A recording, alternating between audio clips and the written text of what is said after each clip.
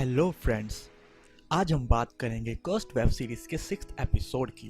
दोस्तों, अगर अभी तक आपने इस वेब सीरीज के बाकी के पार्ट्स नहीं देखे हैं तो वो पार्ट्स भी जाकर देख लें।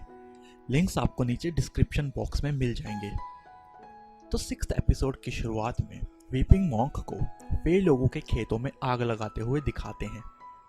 वो खेतों में आग इसलिए लगा रहा होता है क्योंकि फादर कार्डन ने उससे कहा था कि उनके खेत जला दो ताकि भूख की वजह से वे लोग अपने छुपने की जगह से बाहर आ जाएं। फिर नेक्स्ट सीन में नीमोय मर्लिन से मिलने वो तलवार लेकर जाने लगती है तो ग्रीन नाइट उसे रोक लेता है और उससे कहता है कि हमें इस तलवार की जरूरत है क्योंकि वीपिंग मॉन्क ने हमारे खेत जला दिए और रेड पैलेडिन्स हर जगह उनकी तलाश कर रहे हैं। तो ये तलवार हमारा अस्तित्व बचाने में हमारी मदद करेगी। तो नीमोय उससे बोलती है कि ये उसकी माँ के अंतिम शब्द थे। फिर भी ग्रीन नाइट उसे वो तलवार नहीं देने के लिए कहता है तो नीमोय फिर भी नहीं मानती। तभी वहां पर आर्थर आ जाता है। नीमोय आर्थर से कहती है कि मैं तुम्हारे पास ही आ रही थी। तो ग्रीन नाइट उससे बोलता है कि तुम बाहर जाकर मेरा इंतजार करो, मैं घोड़े लेकर आता हूँ। तो आर्थर बोलता है कि वो नीमोय की रक्षा करेगा। इसी बात को लेकर आर्थर और ग्वेन में हल्की सी बहस होने लगती है। तो नीमोय हालात देखकर ये बोलती है कि वो उन दोनों में से किसी के साथ भी नहीं जाएगी और अपने साथ चलने के लिए वो एक और फे लड़की काजी को रक्षक बनाकर ले जाती है। बाहर उसे मोर्गाना मिलती है। जब वो उसे बताती है कि वो मर्लिन से मिलने जा रही है तो मोर्गाना भी साथ चलने को बोलती है। तो नीमोय उसे मना करती है। फिर मोर्गाना बोलती है कि वो नीमो को अकेले नहीं जाने देगी।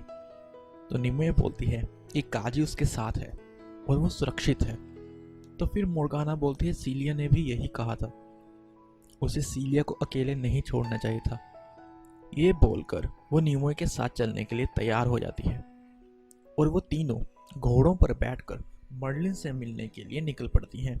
जब मर्लिन भी उनसे मिलने के लिए महल से निकलता है तो ऊथर वहां आ जाता है और वो उससे बोलता है कि तुम अभी जिंदा हो, कहो खुश होना। तो मर्लिन बोलता है कि ये तो आपकी महानता है। फिर ऊथर पूछता है कि तुम कहाँ जा रहे हो। तो मर्लिन जवाब देता है कि मैं आपका इनाम लेने जा रहा हूँ क्योंकि उस फे लड़की ने मिलने के लिए अकेले ही बुलाया है तो इसी में समझदारी होगी कि वो अकेले ही जाए। फिर उधर पूछता है कि क्या वो फे लड़की वो तलवार ऐसे ही दे देगी। तो मर्लिन ऊथर से बोलता है कि उसे वो तलवार उसकी किस्मत से मिली है और आप इसे अपनी ताकत से हासिल करेंगे। तो ऊथर मर्लिन से बोलता है कि तुम मेरा भरोसा मत तोड़ना मर्लिन। इसके बाद मर्लिन वहां से चला जाता है। आगे जाकर मर्लिन को काली साया का जादुई घोड़ा मिलता है तो वो उस घोड़े से वे अग्नि वाला बैग उठा लेता है और अपने घोड़े पर बैठकर निकल जाता है। उसे वहां से जाते हुए ऊथर की माँ देख लेती है और उसके पीछे अपने आदमी लगा देती है ताकि उसे पता लगे कि वो किससे मिलने जा रहा है। इधर नेमोस में खाने की कमी हो गई है और उसका असर लोगों के बर्ताव में दिखने लगा है। नेमोस में एक मोगवान नाम का लड़का होता है। जब सब खाना लेने के लिए लाइन में लगे हुए होते हैं तो मोगवान के वक्त खाना खत्म हो जाता है और उसके पीछे खड़ा हुआ फे आदमी उसका खाना छीन लेता है।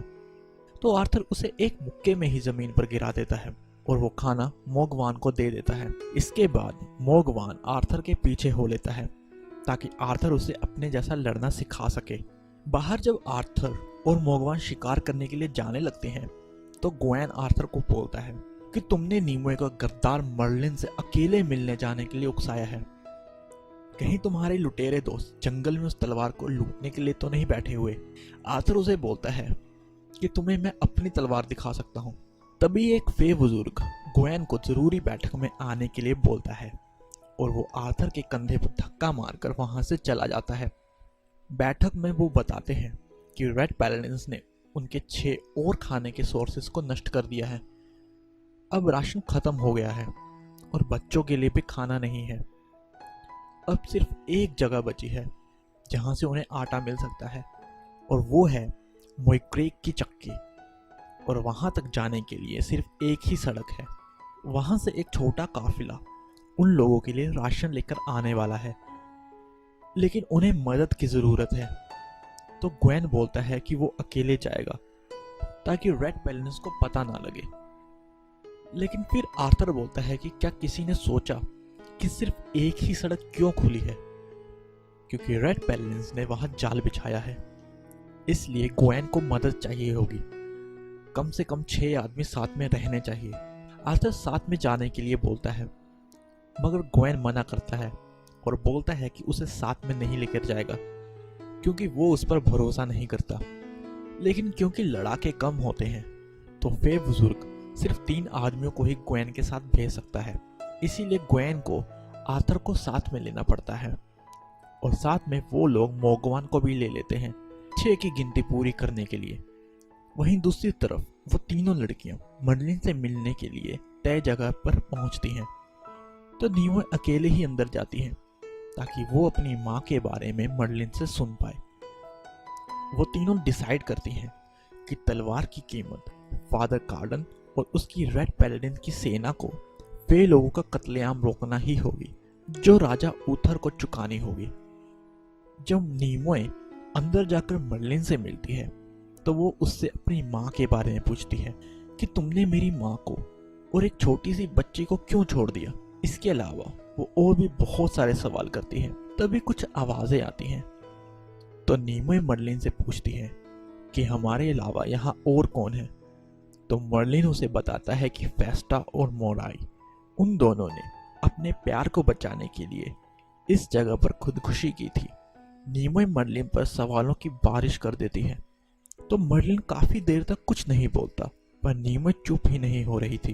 तो फिर आखिर में मर्लिन बोलता है कि वो उसे दिखाएगा कि एक्चुअली पास्ट में क्या हुआ था।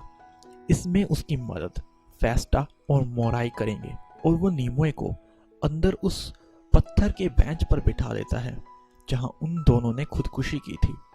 और फिर कुछ रस्में करके वो नीमोए को पास्ट दिखाता है। नीमोए को पास्ट के विजुअल्स आने लगते हैं।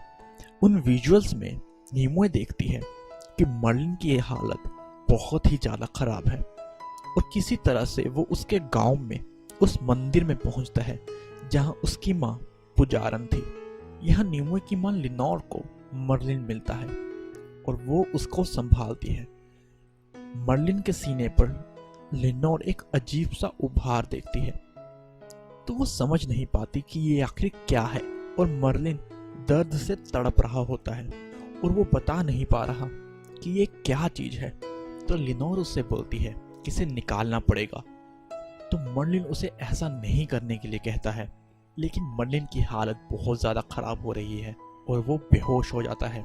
तो लिनोर उसकी जान बचाने के लिए चाकू से उसका सीना चीर कर वो चीज बाहर निकालती है। तो वो देखती है कि वो एक चमकती हुई और आग से जलती हुई एक तलवार उसके अंदर से निकाल रही है। अब कुछ दिनों बाद जब मर्लिन ठीक हो जाता है तो लिनोर उसे बोलती है कि मैं जानती हूँ कि तुम कौन हो, वे लोग तुम्हें देखते ही मार देंगे। फिर मर्लिन बोलता है कि ये जानते हुए भी तुमने ये खतरा उठाया। तो लिनोर बोलती है कि ये खतरा उठाने लायक था। अब नीमोए वर्तमान में आ जाती है तो वो मर्लिन को बोलती है कि तुमने अपनी बेटी को इस खंडहर में बुलाया और कुछ स्वागत भी नहीं किया, कुछ खिलाया भी नहीं। इसके बाद मर्लिन हड़बड़ा जाता है और नीमोए को बाहर ले जाता है। बाहर एक सेब का पेड़ होता था लेकिन वो पूरी तरह से सूख गया था। तो मर्लिन उसे देखकर निराश हो जाता है। तो नीमोए बोलती है कि महान जादूगर मर्लिन एक पेड़ से हार गया। तो मर्लिन नीमोए को बोलता है कि तुम क्यों नहीं कोशिश करती। तो नीमोए मना करती है और वो बोलती है कि उससे नहीं होगा। तो मर्लिन उसकी माँ के बारे में कुछ बोलता है। इस वजह से नीमोए को गुस्सा आ जाता है और जमीन में से जड़ें निकलने लगती हैं। तब मर्लिन बोलता है कि गुस्सा तुम्हारे जादू को जगाता है। अब मर्लिन नीमोए को जादू करने की ट्रिक बताता है और पेड़ को जिंदा करने के लिए कहता है। जब नीमोए कोशिश करती है तो पेड़ जिंदा हो जाता है।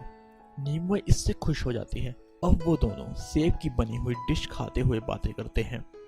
नीमोए बोलती है कि जब हर जगह मेरे दुश्मन हैं तो मैं ये जादुई तलवार तुम्हें क्यों दूं। तब मर्लिन बोलता है कि तुम इस तलवार की वजह से दूसरी जंग में मत फंसो। अगर तुम्हारे पास ये तलवार होगी भी तब भी रेड पैलेडिन्स और पेनड्रैगन सेना तुम्हें मार देगी, इसीलिए बेहतर है कि तुम ये तलवार मुझे दे दो। तब नीमो उससे पूछती है कि क्या ये तलवार तुम्हें खुद के लिए चाहिए? तो मर्लिन बोलता है कि अब मैं ये तलवार नहीं उठाऊंगा और बेहतर होगा कि तुम भी इसे मत उठाना, इसकी ताकत तुम्हें बदल देगी जैसे मुझे बदला था। इसके बाद नीमो बोलती है कि वो ये तलवार देने से पहले अतीत के बारे में और जानना चाहती है। तो फिर मर्लिन नीमो को वापस अंदर ले जाता है और फिर से वो रस्म करता है और नीमो को अतीत के विजुअल्स आने लगते हैं। यहाँ वो देखते हैं कि मर्लिन और लिनोर इंटीमेट हो रहे हैं। फिर मर्लिन लिनोर से शादी के बारे में पूछता है तो लिनोर उसे बताती है कि उसकी सगाई हो गई है। तो फिर मर्लिन बोलता है कि तुम अपने फियांसे से प्यार नहीं करती हो। तो लिनोर बोलती है कि हाँ, मैं उससे प्यार नहीं करती। और फिर नेक्स्ट सीन में उस मंदिर में लिनोर का होने वाला पति और उसका ससुर आते हैं। तो उसका ससुर लिनोर को दहेज नहीं देने के लिए ताना मारता है। ये सब मर्लिन देख रहा होता है तो वो उन पर जादू करने की कोशिश करता है, तो उसका जादू काम नहीं करता। तो फिर वो बाहर आकर जादू करने की कोशिश करता है तो उसे पता लगता है कि उसका जादू खत्म हो गया है। तो वो मंदिर के अंदर जाकर वो तलवार ढूंढने लगता है, लेकिन उसे वो तलवार नहीं मिलती। तो लिनोर को वो गुस्से में पूछता है कि वो तलवार कहाँ है। तो लिनोर बोलती है कि मैं वो शैतानी तलवार तुम्हें कभी नहीं दूंगी। तो मर्लिन उसे बुरा भला बोलता है। फिर लिनोर उसे बोलती है कि उसने उसके टुकड़े नदी में फेंक दिए। ये सुनकर मर्लिन वहां से गुस्से में चला जाता है। मर्लिन के वहां से जाने के बाद लेनोर वो तलवार निकालती है और उसे देखने लगती है और कुछ ही सेकंड्स में वो तलवार को डर के मारे फेंक देती है और फिर सीधे मर्लिन के पास जाती है और उसे बोलती है कि अगर तुम मुझे चाहते हो तो इसके बाद कभी भी अपना चेहरा मत दिखाना। इसके बाद मर्लिन वहां से चला जाता है। एक्चुअली में लेनोर ने तलवार में ऐसा कुछ देखा था जिस वजह से वो ये फैसला करती है। उसने क्या देखा था इस बारे में हमें आगे पता लगेगा। फिर जब नीमो प्रेजेंट टाइम में वापस आती है तो मर्लिन शराब के नशे में धुत होकर जमीन पर लेटा होता है। तो ये देखकर नीमो आत्माओं से बोलती है कि मुझे वो दिखाओ जो मर्लिन नहीं चाहता कि मैं देखूं। फिर वो रस्म फिर से शुरू करती है और आत्मा उसे दिखाती हैं कि मर्लिन ने कैसे अपने सैनिकों के साथ एक शहर में लाशों के ढेर लगा दिए थे। ये देखकर नीमो को शौक लगता है और वो तलवार निकालकर मर्लिन पर तान देती है और इस बारे में पूछती है। मर्लिन उसे बोलता है कि मैं मानता हूँ कि मैंने बहुत सारी गलतियाँ की हैं, इसीलिए मेरा मकसद इस तलवार को फे अग्नि में गला देना है ताकि फिर ये किसी और को नुकसान ना पहुंचाए। तो नीमो पूछती है कि फिर फे लोगों का क्या होगा। तो मर्लिन बोलता है कि वो कसम खाता है कि वो फे लोगों को बचाएगा। जब वो दोनों इस बारे में बात कर ही रहे होते हैं तो बाहर ऊथर के सैनिक जिनको उसकी माँ ने भेजा था वो मोर्गाना और काजी की तरफ बढ़ने लगते हैं। तो वो दोनों घोड़े पर बैठकर वहां से भागने लगती है। नीमो वो तलवार देने ही वाली थी, लेकिन तभी मोर्गाना आकर उसे बताती है कि पेनड्रैगन सैनिक तुम्हें पकड़ने आ रहे हैं।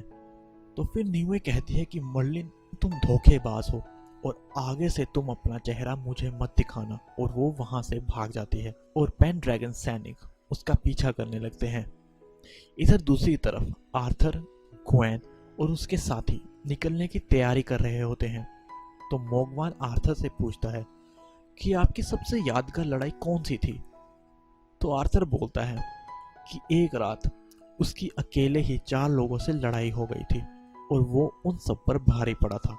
तो फिर मोगवान ग्वेन से पूछता है कि आपकी सबसे यादगार लड़ाई कौन सी थी। तो ग्वेन बोलता है कि जब उन्होंने रेड पैलेडियंस के खिलाफ एक गैंग बनाई थी तो उन्होंने बहुत सारे रेड पैलेडियंस को छुपकर मारा था, पर एक रात उसका एक साथी फादर कार्डन के हाथ लग गया था। फादर कार्डन उसके साथी को टॉर्चर करते हुए उसे बाहर आने के लिए कहने लगा, लेकिन वो बाहर नहीं आया, क्योंकि अगर वो बाहर आता तो वहां एक की जगह 2 लोग मर गए होते। फिर कुछ टाइम बाद जब वो लोग उस चक्की के नजदीक पहुंचते हैं तो ग्वेन सबको घोड़े से नीचे उतरने के लिए कहता है, लेकिन आर्थर इसके लिए मना करता है।